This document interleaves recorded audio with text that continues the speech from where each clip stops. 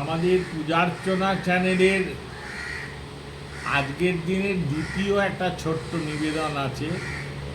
বিষোৎসর্গ শ্রাদ্ধ যেটা দান হয় শ্রাদ্ধে ক্রিয়াতে, শ্রাদ্ধ ক্রিয়ায় বিষদান পূর্বম, বিষদানকেই বলে বিষ উৎসর্গ।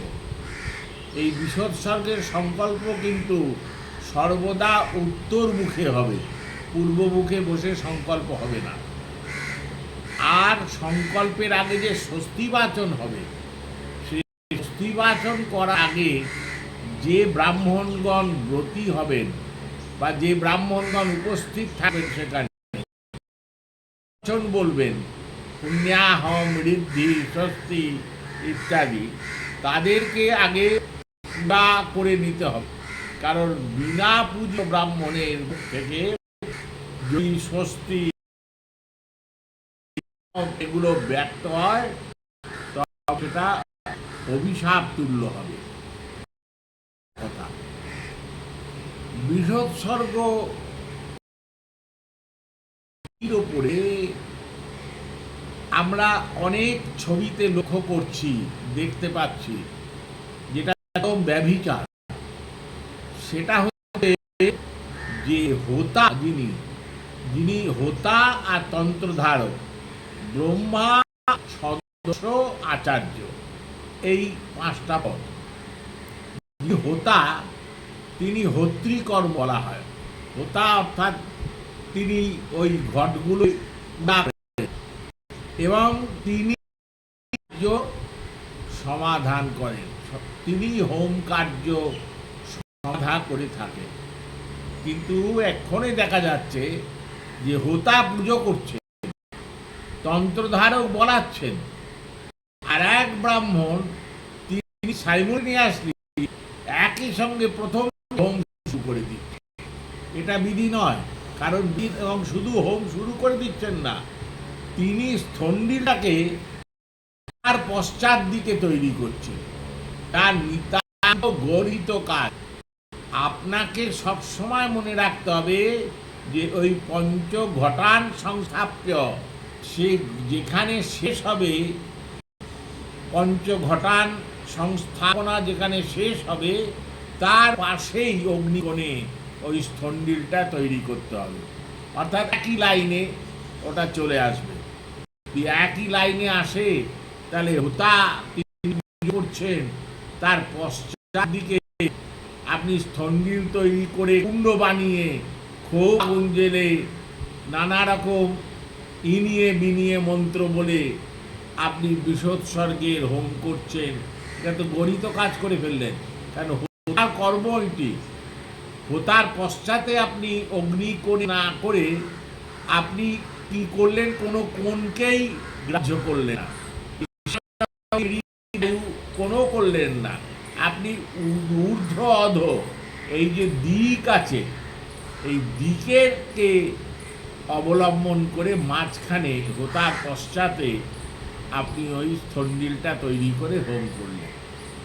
বিষোৎসর্গে এই ধরনের বিধি সম্পূর্ণ প্রকার ব্যভিচার সমতুল্য। তাই জন্যে বারবার আমরা প্রথম দিনে প্রথমেই বলছি, কারণ আমাদের কাছে জিজ্ঞাসা এসছে অনেক, তার থেকেও আমরা অবলোকন করছি। কৃতাকৃত্য অবলোকনম ইতি সদস্য কার্যা। সদস্য যা হয়, তিনি বিষোৎসর্গে যে কাজ হচ্ছে কৃত অকৃত দৃষ্টাদৃষ্ট অবলোকনম, তিনি অবলোকন করে। তার কারণে আচার্যর থেকেও সদস্যের জ্ঞান অনেক বেশি হয়। আমরা দেখছি বিভিন্ন প্রোফাইলে, বিভিন্ন ভিডিওতে যে হোম কুণ্ডুটাকে হোতার পশ্চাৎদিকে করে পুজো শুরু হচ্ছে। হোতা পুজো করছে, কতক্ষণের পুজো বাবা, কতক্ষণ লাগে ওই 5 ঘটে পুজো করতে। সেই পুজো করে তারপরে হোমটা না করে একই সঙ্গে পুজো শুরু করছে, একই সঙ্গে হোম করছে, আর হোমের স্থণ্ডিলটা সেটা হোতার পশ্চাৎ দিকে তৈরি করছে, এক লাইনে অগ্নিকোণে করছে না। এটা কারণ হচ্ছে অগ্নিকোণে কেন করার কথা বলেছে, বা উত্তর প্লাবিত উত্তর পূর্বে প্লাবন বা এই কথা কেন বলেছে না, পরে ক্ষণে দেখবেন প্রসঙ্গ আসবে, আমরা ব্যাখ্যা করব।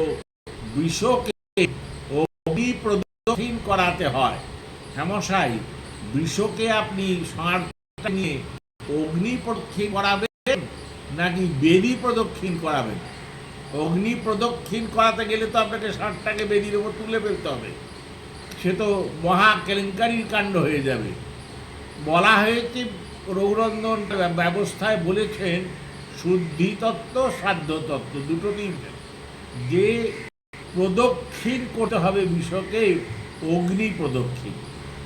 অগ্নি প্রদক্ষিণের আনুকূল্যের জন্যে উত্তর পূর্ব প্লাবিত সমংবা বলা হয়েছে। আগের থেকেই স্থন্ডিলটা এরমভাবে করে রাখা হয় যাতে যূপকাষ্ঠ, যেটা প্রধান যূপ এবং উপযূপ, যখন ঈশানে গ্রথিত হয় তখন বিষকে বাধা হয় এবং বৎসতরীগণ বা বৎসতরী কম এনাদেরকে যখন বেঁধে পুজো ইত্যাদি করা হয়, তারপর তাদের প্রদক্ষিণের সময় যাতে তারা অগ্নি একটা আভা বা স্পর্শ তাদের গায়ে লাগে তার ব্যবস্থা করা হয়। অনেক চিন্তা ভাবনা করি আমরা, বলবো আস্তে, প্রতিদিন বলবো, শুনবেন মন দিয়ে, কোনোটা ছেড়ে যাব না আমরা। ন দৈনম ন পলায়নম, আমাদের ব্রতই হচ্ছে পালিয়ে যাওয়া না। পূজার্চনা চ্যালেঞ্জ ঠাকুর সীতারাম বাবার আশীর্বাদ ধন্য আমরা মনে করি। এই চ্যানেলেতে যে কথাগুলো বলা হয় সেগুলোর ভেতর আপনাদের মনের জিজ্ঞাসা অনেকটা পূরণ হয়ে যাবে বলে আমরা মনে করছি। জয় গুরু, জয় শ্রী সীতারাম।